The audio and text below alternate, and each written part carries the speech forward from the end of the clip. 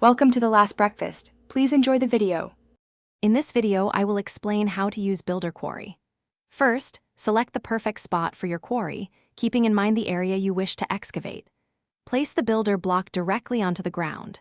Next, insert a shape card into the builder to define the area it will mine, such as a box or a sphere. Finally, you'll need to provide a substantial power source to the builder to activate it and start the excavation process. Once the builder is placed, shift-right click it with your shape card to mark the first corner of your desired mining area. Then, select the opposite corner to define the full excavation zone. Open the shape card's graphical user interface to fine-tune dimensions, including depth and any offsets. You can also select the quarry type, such as a standard quarry that replaces blocks with dirt or a clearing quarry that leaves an open void. The builder quarry requires significant power. Aim for at least 2000 RF per tick for optimal, consistent operation. Connect your power source directly to the builder.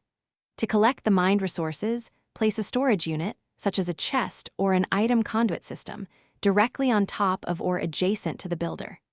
You can also use a redstone signal, like a lever, to easily turn the quarry on and off, conserving power when not in use.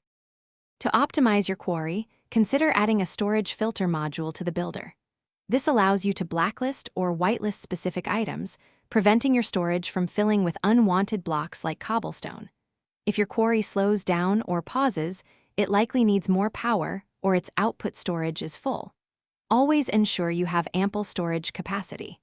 Don't forget to check the description below for a link to the Echo Dot smart speaker and other great deals. Thanks for watching. If this was helpful, leave a like and consider subscribing. See you next time.